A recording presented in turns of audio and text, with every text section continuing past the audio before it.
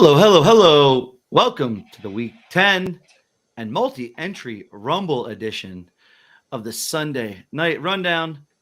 Joined by TJ and Jolly Justin. TJ, Justin, how's it going? Going well.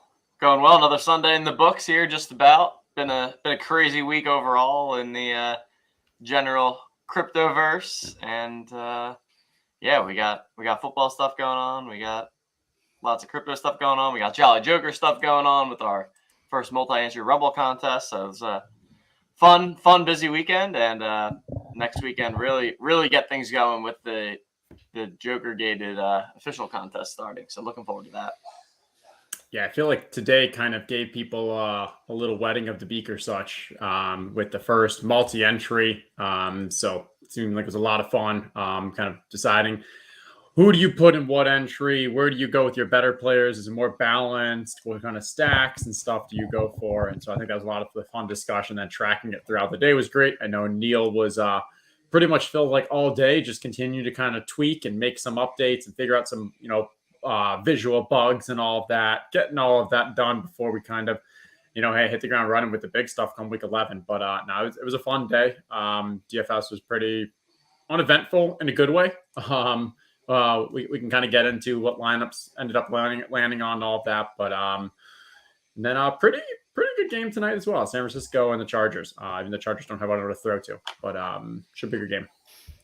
Yeah, it's also a fun one. We our first game where we have a representative from the Jolly Joker Sports Society at the game. Shout out Jay Deasy. He won these tickets from the first 3+ Jolly Joker contest that we had ran, I don't know, at least 2 weeks ago, if not 3 weeks ago at this point.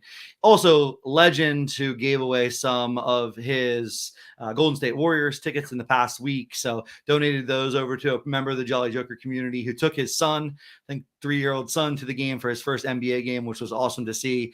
We sent JDZ into the game tonight, which was a fun one. So awesome to see him over in the Discord, share some pictures, and said he's having a great time. So good stuff. So it was his first game in the new stadium. So it's interesting to see what he's thinking out there. So that's a fun little thing that we're going to continue to do. Always trying to bring some in real life connections to the Jolly Joker Sports Society as well. Everybody's spending a lot of time online these days, but there are a ton of in real life activities happening. They're a ton of fun as well. Try to do as much of that as we can. And I saw he was rocking the number 80 Jerry Rice jersey. I did not have a Jerry one, so I'm going with 81 TO, old school San Francisco jersey as well. But that's a classic. That's a classic one right there. Old school TO one. That's awesome. Throwback TO. Shout out chat. What's up? Randall. What's up? Blaze. What's up? Ryan. Top 10 Rumble sweat. All right. Love to see that. Looks like Blaze also got a number 4. He's currently number 4 in the warm-up extra point. So we got a couple of people sweating in the chat. Love to see it. Still a good bit of this Sunday night game to go. I assume that Eckler is relatively popular. I actually haven't looked at it too much, but I assume he's decently popular. Yeah, I mean, McCaffrey's probably the most popular player still to go. And then tomorrow night, Jalen Hurts, A.J. Brown are probably the two most popular. I would throw Eckler there as well, as you just mentioned. But I'd say those players. Maybe some Kittle as well. But, like, in general, you don't have that many Kittles still. McCaffrey's 52% owned. Yeah. Whew. Wow. Relatively slow start. Had, I think, 3 carries, 15 yards or so. We'll see how much he's used in the passing game. Debo is back. So that's what makes tonight interesting is the big CMC game where he threw for the triple threat, the running, passing, and receiving touchdown last week. All that was with Debo not playing. So this week, Debo back. We'll see how much, how that maybe alters his usage. Shout out Stogie, man. One, he's always here. So just hello, Sergeant Stogie. Hope you're well. Sweatless Sunday for me. When you fade Justin Jefferson completely in your 3 lineups, I guess that's going to happen. Man, that dude, Justin Jefferson, making crazy catches. And shout out Kirk Cousins, man. Say what you want, but that guy is putting the ball where it needs to be and letting JJ go make some plays. That's for sure. You would think that with that Viking helmet there, maybe even a fur coat for the cold weather would have played a little of the JJ Justin Jefferson, but Justin with that knife in the back, and he was like, Man. So he's just saving it for the real stuff. He knows this was it's called warm up for a reason. Amen. Amen. Man, week 11, I'm so pumped for next week. The extra point, the field goal, the touchdown for those people that hold 1, 3, and 6 Jolly Jokers respectively starts next week, week 11. Going to be a hype week in the Discord. I am wondering and interested to see how much people are sharing their lineups, especially those people in the field goal and touchdown. There's been a lot of open sharing thus far, but I think it's going to be a little bit more tight knit, if you will, as we start next week when the real competition for some real cash prizes of $100,000 are up for grabs. We'll see what people are saying. It's like playing a match play golf tournament. You give him the 3-footers, give him the 4-footers for the first few holes, give him that, that fake confidence. Then you get to hole 14, you're 1 up. That's when you make him putt that 2.5-footer. That's what it's going to be. They're going to be sharing their lineups. No big deal. Take a look. Then we get to week 17, week 18. That's when you share a lineup and you just pull it out. Go with completely different lineup. Switch it up. That's the strategery. I'm going to remember that. And the next time I have a 4-footer and Justin says it doesn't say it's good, I'm going to say, hey man, I think this is pretty good, right? 4-footer. You're not ever getting a 4-footer. Yeah. 4 feet. Jeez. Wow. Coop just real generous over there the way he's playing. 4-footers are good. Wow. We'll get into some golf, man. I got to get into some golf. Had myself my first sweat in a little bit. And had a classic withdrawal situation here on Sunday, so that was not very fun. But it definitely ruined the sweat for sure. So this wasn't even like a Thursday Jason Day style withdrawal. This was Sunday. What happened? Oh man, yeah, we can get into it.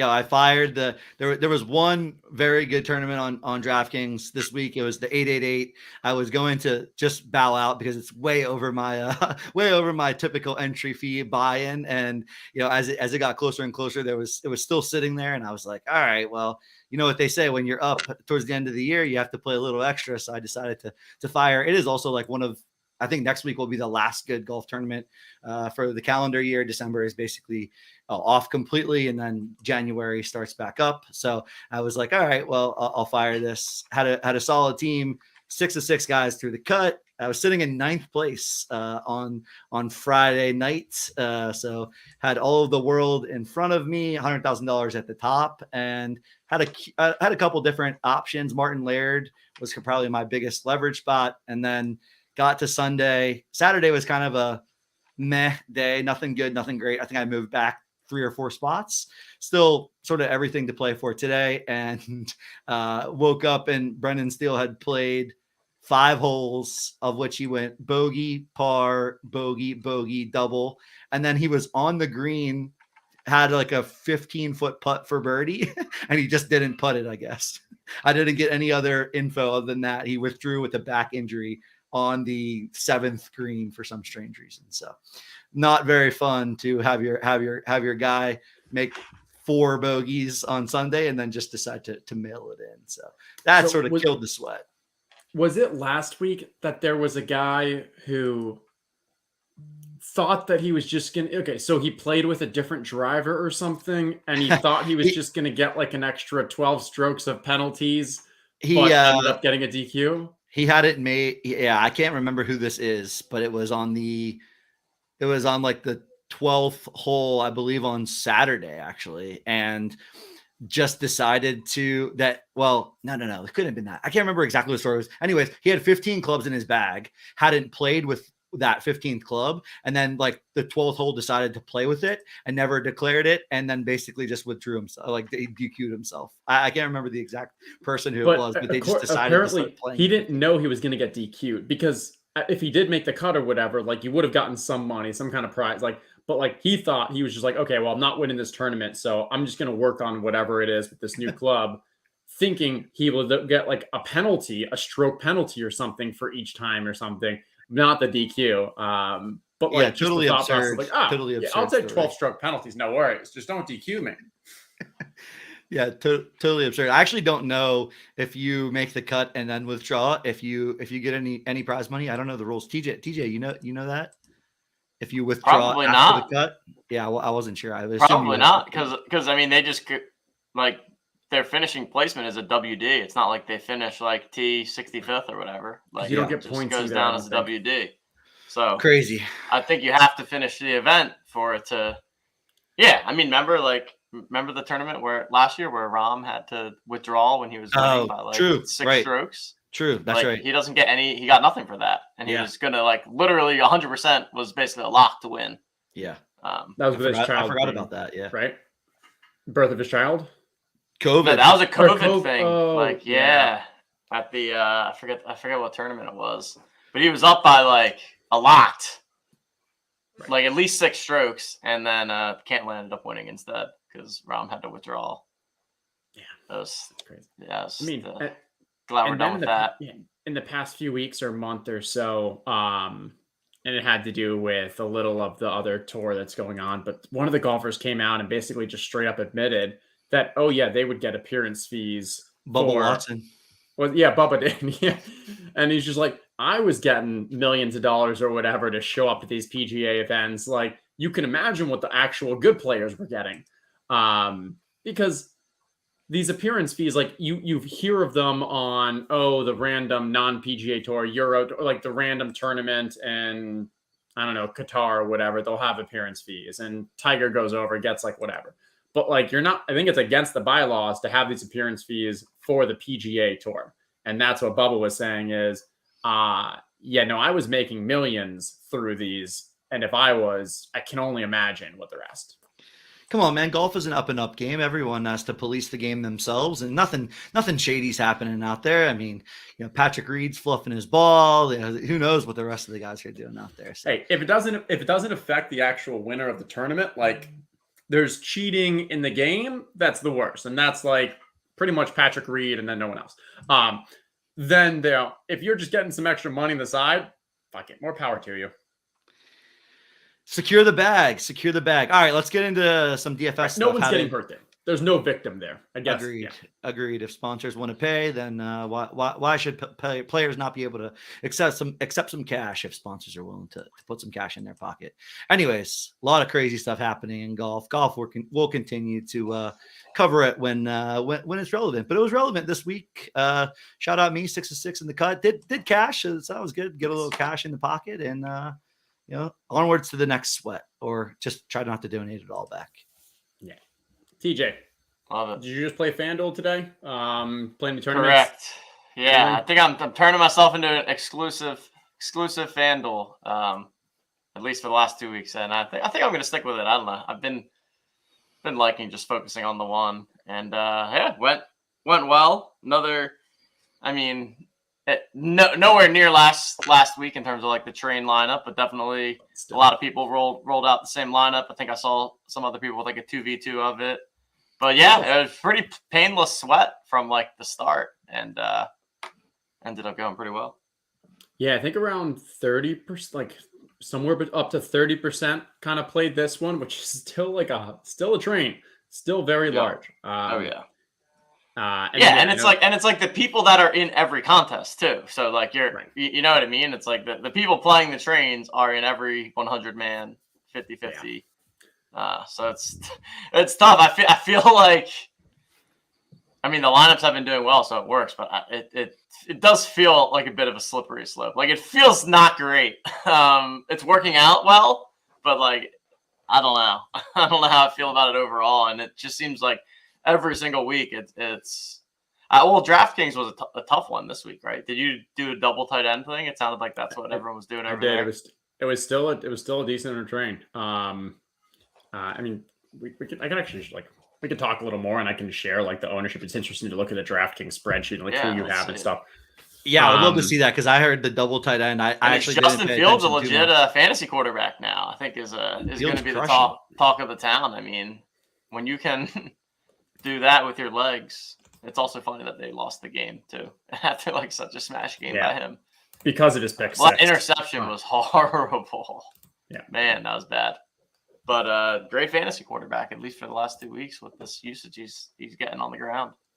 Yeah. All right, let me show. So this right here is, ignore the points because this is a bit incomplete. I kind of pulled this around I don't know, 5 o'clock, like a little after the late game started. But you can just see like the high concentration of players. You guys able to see this well? Yeah. Okay. Just a high concentration. So my lineup had Greg, Donovan, Amon-Ra, Fields, Tyreek, Pollard, Cardinals, Moreau, Kamara. Oh my goodness. Insane. Right. So like that was my lineup. That was I think probably the most common lineup. It was a 1v, maybe the second most common, because Pollard and Pierce were only a $200 difference, and you still likely played the Cardinals. So it literally became a 1v1 for a lot of people between if you played Pierce or you played Pollard. And it was interesting because a lot of the sites, like, first off, it wasn't officially known Zeke was going to be out until probably about noon. So there was a bit of a delay or a lag there. Then projecting actual volume of Dameon Pierce versus Tony Pollard is really interesting because Pierce was getting 20 plus carries, not counted the game before. He was still getting work in the passing game. But it was a team total of 18. It was Houston playing the Giants, which you expect to be potentially a very slow game, low number of snaps. And the efficiency just hasn't been that great for Dameon Pierce. And you compare it to Tony Pollard, who, with no Zeke, like you want him, you want to believe he's a workhorse. But last week, they even came out with comments such as like, if he he gets tired, we can't give him as much work. And so you were kind of confused, but they had a team total of 24. It's Dallas. It's going against the Packers. So maybe you're getting good field position. So I don't think it was an easy decision at all. I ended up going with the Pollard side of it just because I think there was a bit more substantial upside where if he does play the full volume, you're getting not only his efficiency, the better team total, better chance of getting touchdowns. And I mean, Dameon Pierce wasn't bad, but Pollard was definitely the right play. And that was the difference between pretty much nearly doubling up and pretty much losing it all probably. Man, razor thin there.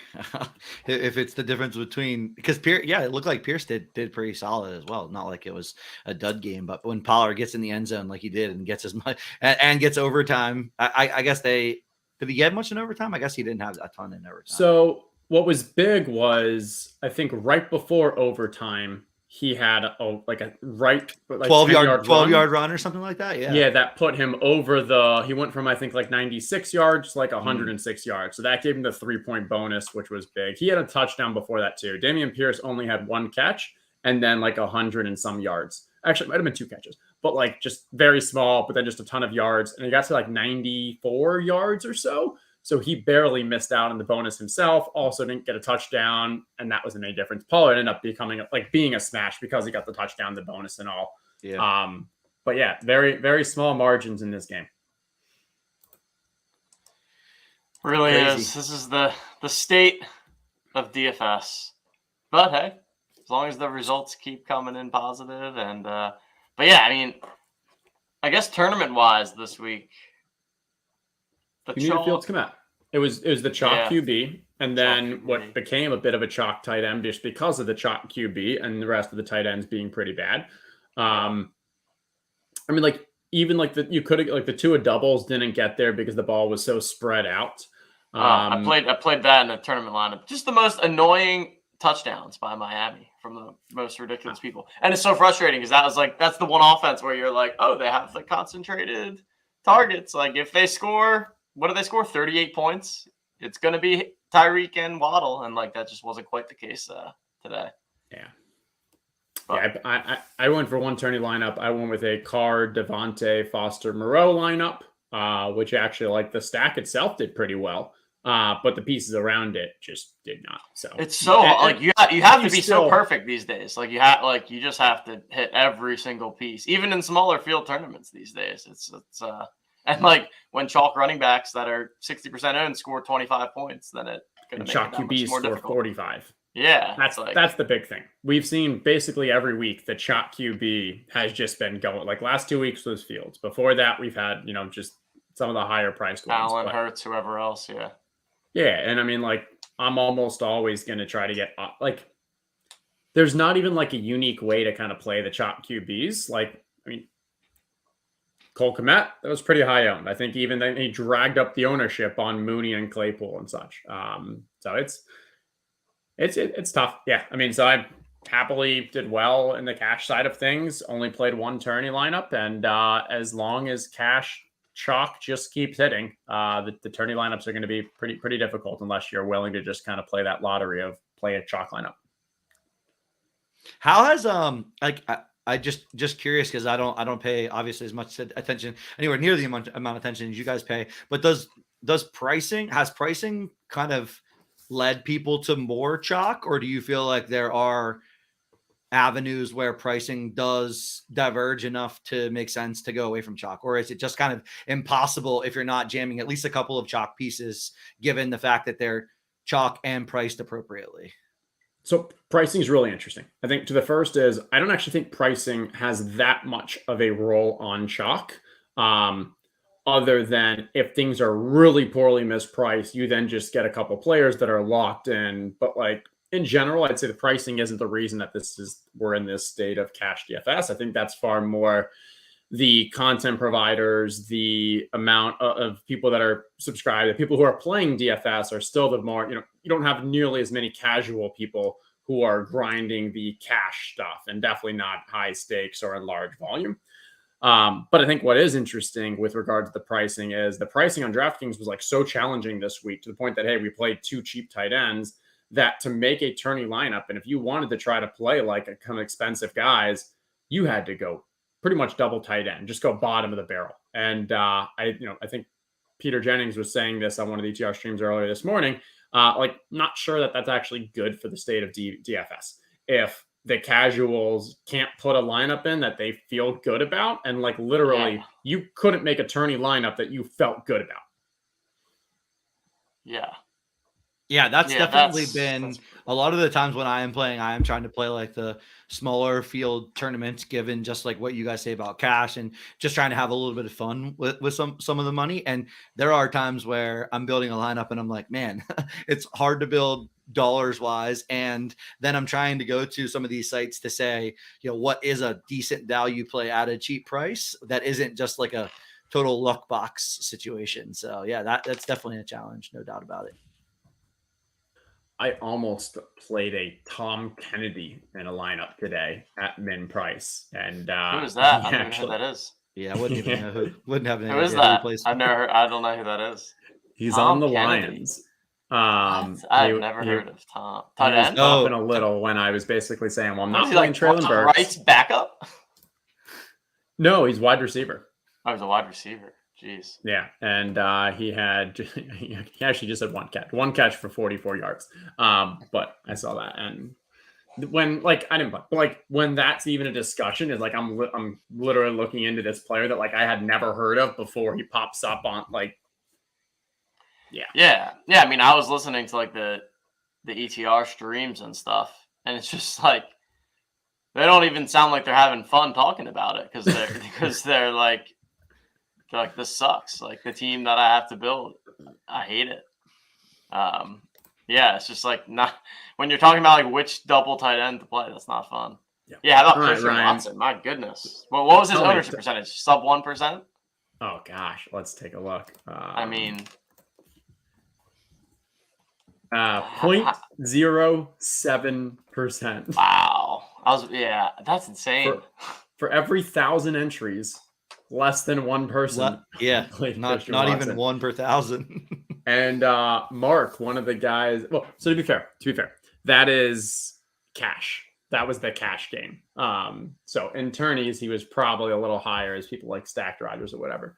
But yeah, shout out to Mark and ETR. He actually had a Mahomes stack that included Christian Watson and did pretty well. Legit. And then on the NFL all day side of things, we had no playbook again, or for the first time this week. So a little bit of a lighter week there. We had the AMA happen last week. We also saw their announcement for the mid-season madness that is going to be taking place this Thursday, Friday. Friday. Drops Friday. Yep. Friday. Yep. So drop Friday the 18th. $59 for the commons, $119 for the premium. So they were giving VIPs a guaranteed ability to purchase a pack. I think in total, it's going to be about 100,000 moments that are being added to the ecosystem. And like, obviously, as a result, you hear people are like, oh, that's too many moments. But also, like, if there aren't any moments being added, then people are really getting bored of the product and all your prices are going down that way. Like, it's a hard situation, but like, we haven't had a pack drop. We need a pack drop. Yeah, we need a pack drop. I mean, and I think we saw that with Top Shot last week. They had a pack drop, and like it seemed to be pretty well received. People were pretty excited about it, and like opening packs is fun. Like that's going back to the original days of all this. Like getting the pack and opening the pack is one of the most fun parts. It is a shame that it always kind of immediately has market and price implications, and it's also a shame that like price definitely guides the sentiment and guides how people are feeling about certain things going on with the platform. But I think it'll be exciting. I mean, it's been a while since we have a pack drop. A lot of cool stuff has happened.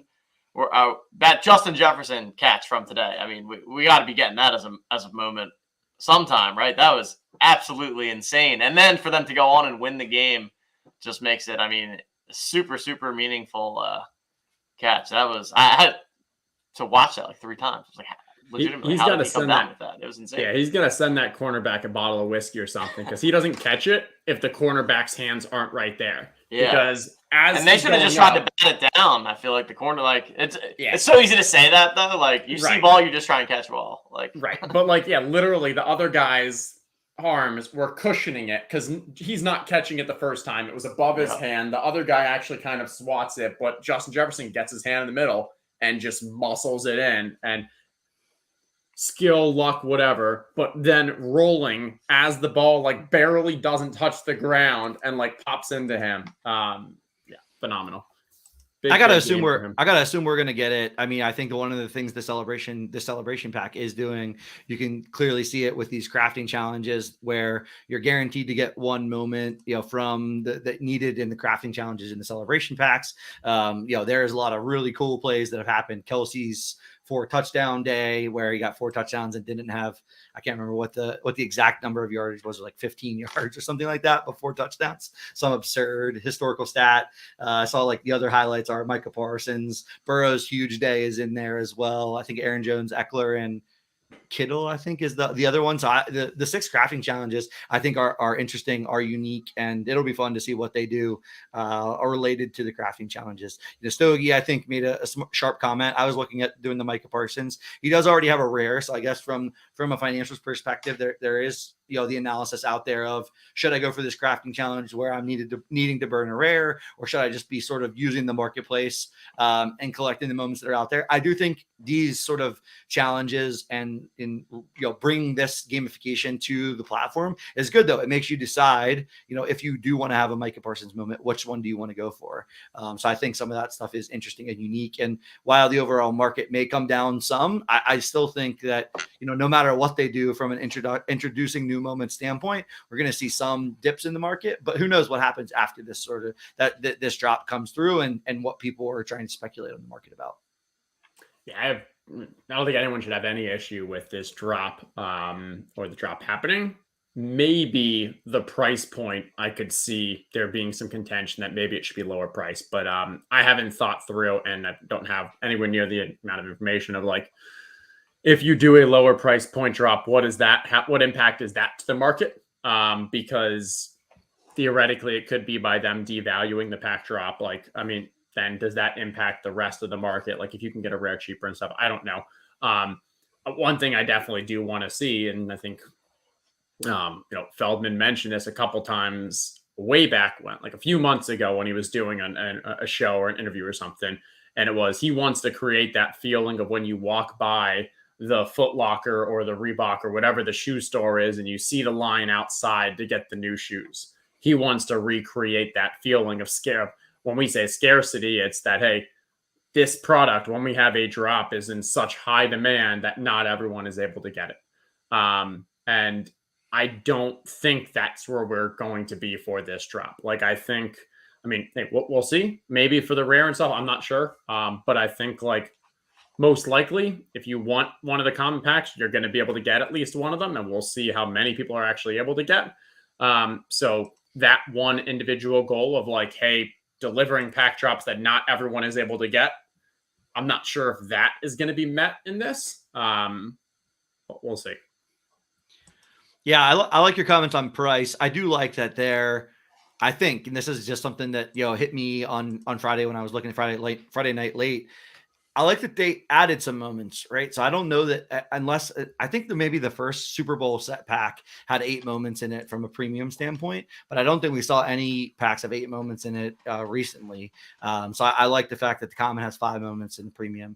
Premium, I believe, has 8 moments. So I thought that was interesting, cool. I do think that more moments in packs makes opening that pack more fun, and is going to bring a little bit more juice to the pack opening experience.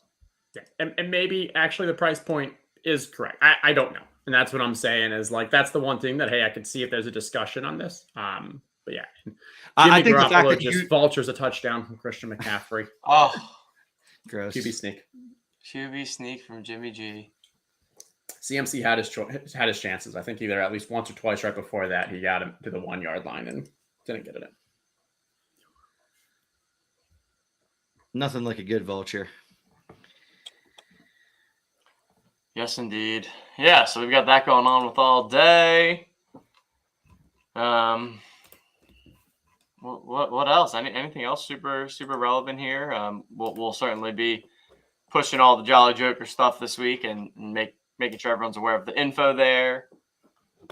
Going to be back doing the Rumble review show again tomorrow at 11 a.m. Eastern. So kind of we'll go through more in depth the slate, break down the top scorers, check out the main event leaderboard, check out the extra point test contest leaderboard, go through some lineups, maybe review some user listener lineups. So that's been a fun little show. Did it one time last week. Going to continue doing that every Monday. Shout out T-Bone, man. Looks like Rumble in the main event, and I was shocked by this. I don't maybe just I haven't paid enough attention to it, but 10% of people got Justin Fields in their lineup. That's pretty solid ownership percentage for Fields. Obviously, people catching on to that, but cracked 200. He's sitting at 201. So going to be a little bit of a sweat for sure for the rest of this game, and then obviously for tomorrow we could see some major shifts. We've continued to see some pretty decent shifts on Monday. I think it has been pretty fun having Monday night back. I know in the old days of DFS when you had the full entire slate, you're always waiting around on Monday night, and that isn't a thing. I think there's probably maybe one slate of games that includes it, but I do like the Monday night hammer. And this week it should be pretty packed with Philly in there. So yeah, we'll see if he's able to hold on, sitting in the top spot with 201 points right now. Yeah, the Fields is obviously so interesting. Where, yeah, obviously he had such a huge game against Miami, rush for 200 yards. Then you get Detroit, who's literally like the Coors Field of defenses. And so it makes sense, definitely a smash play there. We'll see how much his ownership and utilization kind of keeps rising. His next 3 matchups before his bye are at Atlanta, at the Jets, and at the Packers. And I think what's really interesting is like for people thinking about fantasy playoffs or just like the latter half of the Rumble weeks, you've got huge games for Chicago, playing Philly, playing Buffalo, and then week 17 gets to go back to Detroit again. So he's they're going to need to put up points to finish the season strong. Yeah, he's one of the only people that are going to seemingly put up some points too. It seems like in some ways he's doing a lot of this himself. So shout out to Fields, man, turning Chicago into a little bit of a force. I can't remember what was Chicago's win total. Any of you guys remember? I think they were like 4.5 or something like that win total, I believe. So I would have guessed right. I would have guessed around like 5.5. You might be right. Let's check. Totals. It is crazy to think that I keep kind of forgetting that they lost the game 31-30 in heroic performance, like you guys said. 6.5. Okay.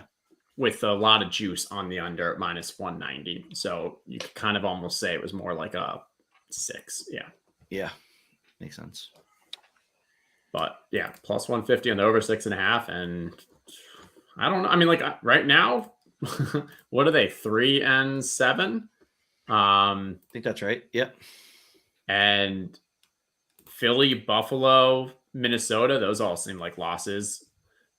Then you need to get out of Atlanta, the Jets, Green Bay, and Detroit. You need to win 4 to get over 6.5. Ugh. Yikes.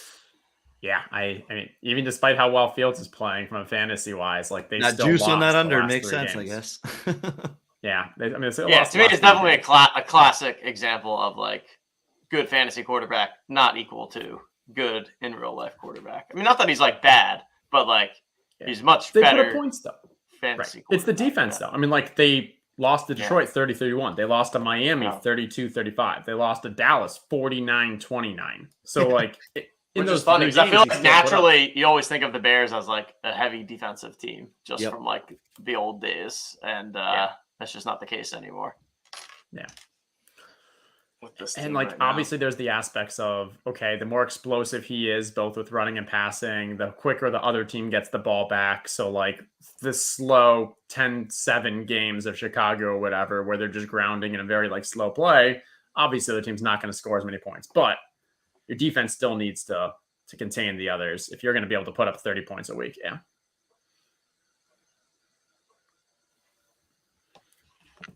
Whew. There Anything it is. else? Anything else in mind? I think we could keep it relatively short tonight. I don't think I have anything else specifically. I think it was a good little breakdown. My Eagles tomorrow night, so that'll be fun Monday night game. But shouldn't be a very close one, I would not think. But now, Coop, we'll see. do you think it's going to be a close one? Do you think like it's going to be within 20, 14? I mean, the game finished inside the number. I stand by my take. If you don't cover the spread, you can't call it a blowout. That's just if it's more than 10 points, you can't call it a close game. Yeah. Within the number, baby. Within the number. I stand by Ohio my take. State's going to be like a 40-point points? favorite. You taking the points with the Commanders tomorrow? I'll take the points. I don't even know what the spread is. I'll take the points. The in division game, I'll take the points. Turns out it's a 50-50 chance if you're taking the points. Yeah. Take those points and run. Guys, people like to pick sides. It's fun. All right. Fun. Well, thanks everyone for joining us. You guys want to close it out? Anything else? Now, yeah, week 11. I'll be back at 11 tomorrow. So people that want to join that, we'll do the Rumble review tomorrow morning. And then a bunch of other stuff coming this week. But we'll break that all down for you in Discord, on Twitter, all the things. Cool. Good luck in the rest of the evening. Good luck in tomorrow night. Hopefully, Philly and Washington at least provide some entertainment. Jalen Hurts makes it fun. Agreed. And with that, we will talk to you guys this coming week for week 11 and all of the things coming from the Jolly Jokers. So stay tuned and talk to you all soon.